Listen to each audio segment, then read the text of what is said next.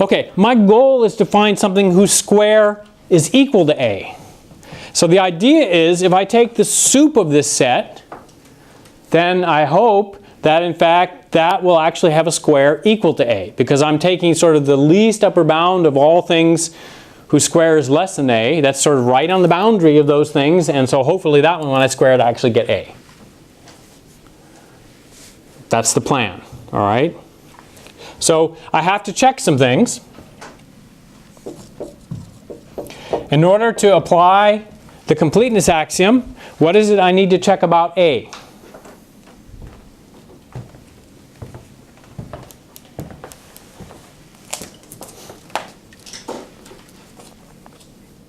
Two things, right? What's the first thing? Which? Bounded above. Okay, well, we'll call that the second thing. Bounded above. Okay, we need to check that, but there's another thing we have to always check, right? It's non-empty? Non-empty. Yep. Okay, so we need to find...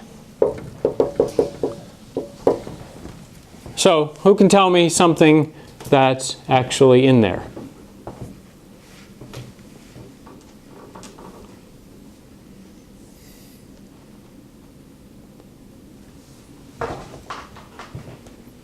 Nice, very concrete thing that we know is in there.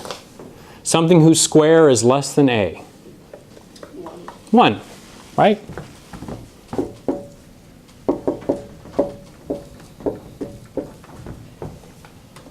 And of course 1 is positive, we know all that already, right? So 1 is an element of A.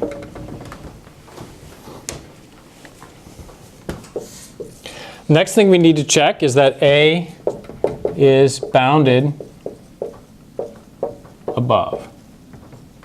Can anybody suggest a good candidate for an upper bound?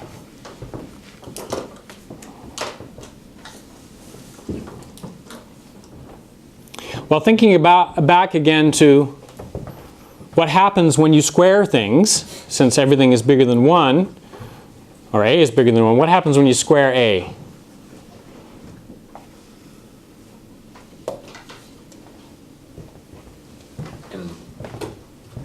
Square A in the inequality, Yes.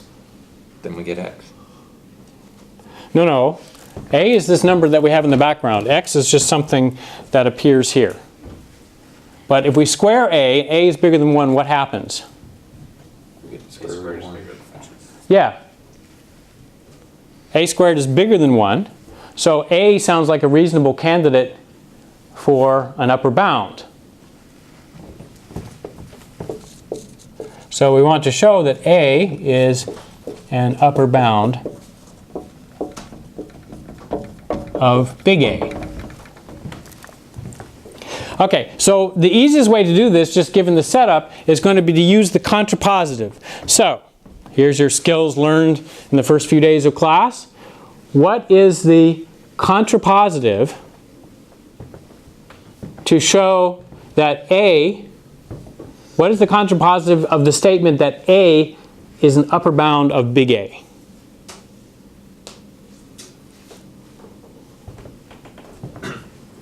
Well, let's start in the other direction. What does it mean for A to be an upper bound of big A?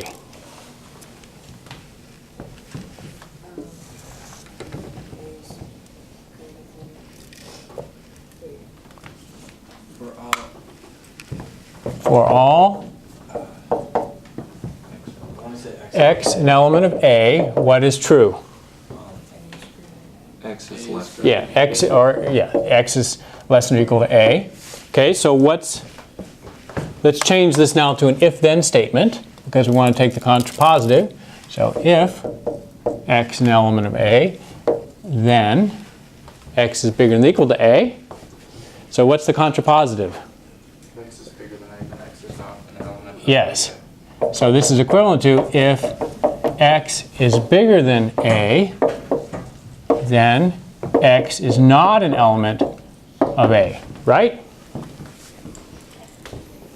Everybody agree this is the contrapositive, right? You reverse the if and then and you negate them both, and that's equivalent. So we could just as easily, well, more easily, but just as logically prove this statement. Okay, so let's prove this statement. suppose x is bigger than a, which of course is bigger than 1. Then what happens when we square across this inequality?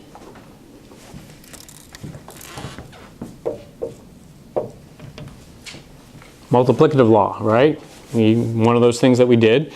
Everything is positive. In fact, it's bigger than 1, so it's actually going to make things bigger. What do we get? 1 bigger than, backwards, less than a squared. Okay, there again we're using the fact that because a is bigger than 1, when we square it, it gets bigger, right? You see, if we didn't have that, we'd be in a total muddle right now because we wouldn't know what to do with this inequality if we didn't have that. So what does that show?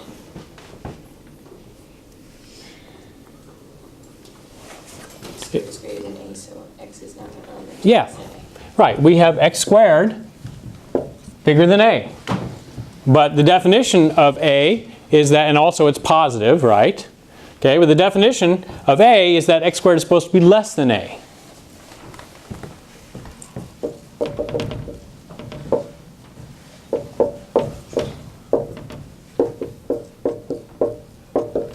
And that shows our contrapositive statement.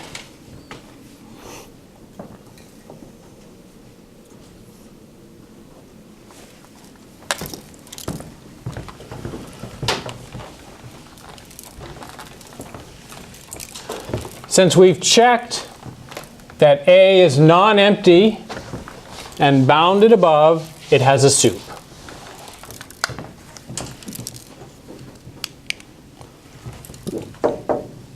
By the completeness axiom,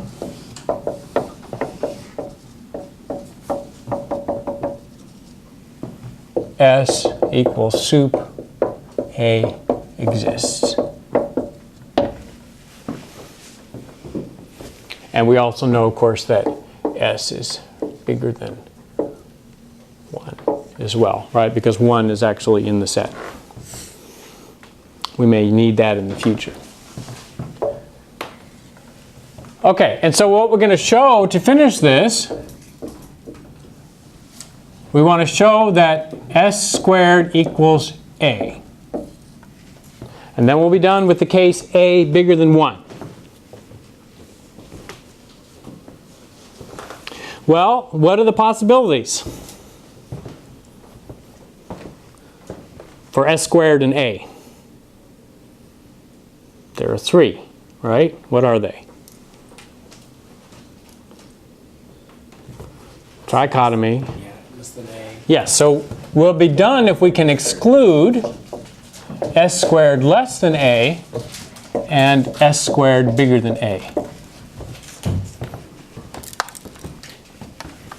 Everybody agree? Now, a lot of these things, a lot of the strategies that I'm using here are not things that you would think of when you're sitting in this class right now, okay? Because these strategies come from decades, maybe even centuries, of experience. But these methods are extremely important. In fact, you already know the square root of 2 exists, right? So who cares about proving theorem? Well, the point is that what I'm about to do is used in many, many situations. Not the exact proof, but the methods, the techniques. And you've got to get used to these techniques.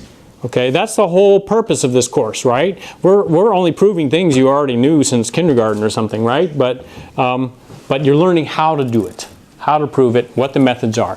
And even if you're doing applied mathematics or really advanced kinds of engineering things, you've got to be able to wrestle with these kinds of methods.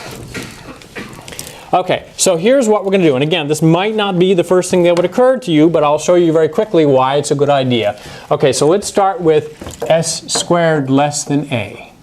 We want to exclude this, right? We want to exclude this.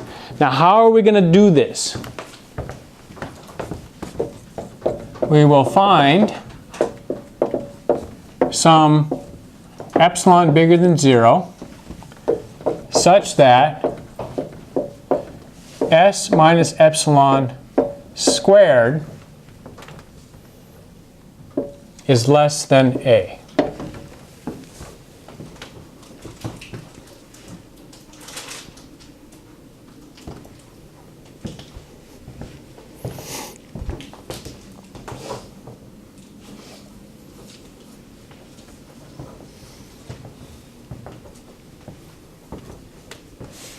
Okay, so, and again, we'll look at a little bit later why this is a helpful thing to do. But let's try now to find this epsilon.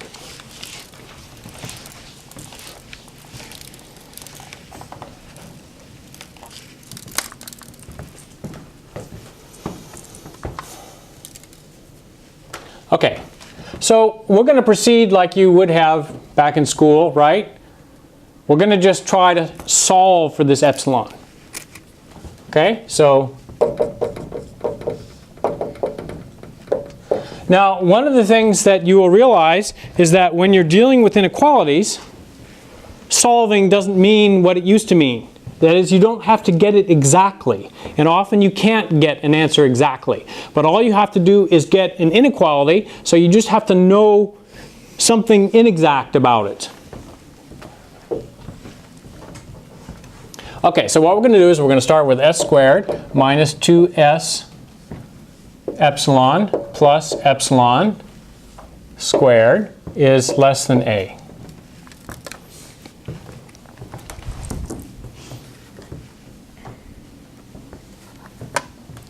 Now, what is the goal here? We want to make this smaller, right? We want to make sure that this is less than a. So one thing we could do is make a larger thing less than a, right? If we make something bigger than this, less than a, by some choice of epsilon, then this is going to be less than a. So in a sense, we're safe as long as we make this bigger. Now some of you are thinking maybe, oh, this is just a quadratic equation, so I'll just, use the quadratic formula and solve for epsilon. But what does the quadratic formula involve? Square root. Square root. Well, that's what we're trying to prove exists. Okay? So you can't use the quadratic formula to find epsilon because we don't know the square roots of things exist yet. Okay? So that's why we're going to do something else. Okay. But so sometimes when you're dealing with inequalities, there's sort of wishful thinking comes into play. Okay? I wouldn't have to worry about the quadratic formula if that were just epsilon and not epsilon squared. Right? Then I could solve for it. It's just a linear thing. So here's my question. What's the relationship between epsilon squared and epsilon? Which is bigger?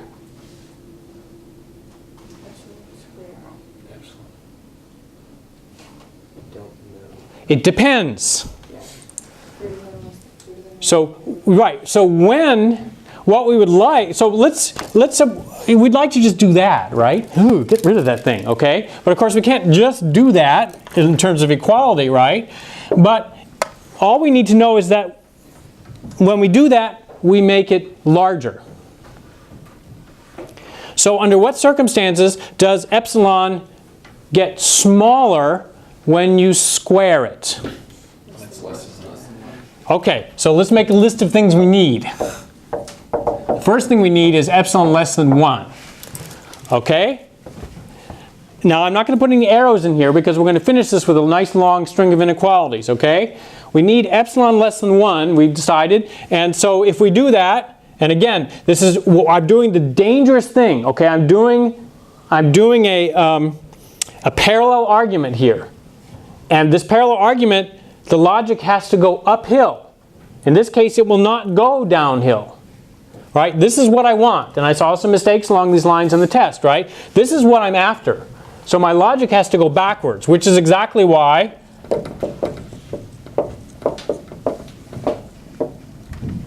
this implies that. Because if this is true, then this is smaller than that. So this is a smaller quantity. So my logic actually goes this way. It does not go that way. It doesn't go the direction I'm going. This is what I keep warning you about, and now you're seeing it full force, right?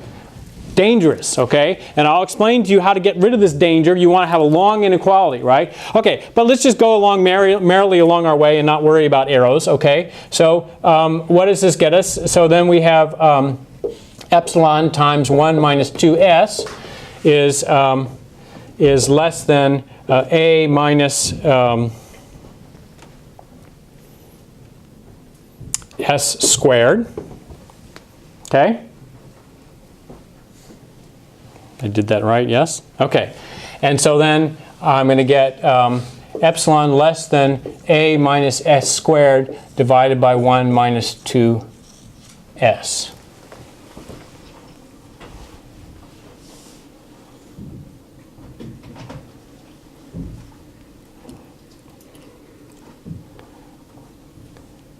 Okay, something does not appear right here. Why am I getting 1 minus 2s?